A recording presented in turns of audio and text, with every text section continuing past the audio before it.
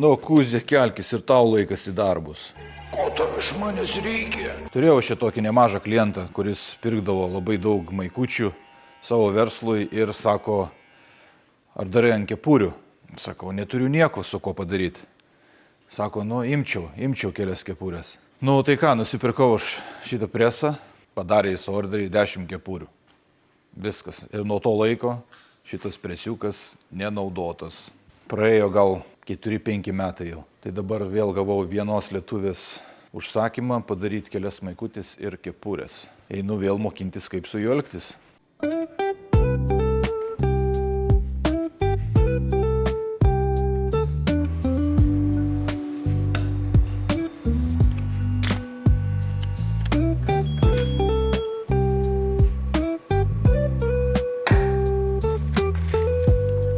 Sakykit, čia grafika aišku ne ta, nes čia, feilas toks. Bet šiaip, sakyčiau, visai neblogai. Nu, žiūrėk, op. Ir viskas.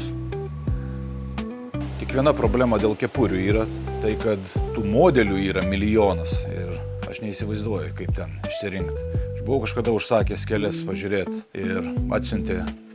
Man galva netelpa. Nu, nežinau, aišku, pas mane gali tokia.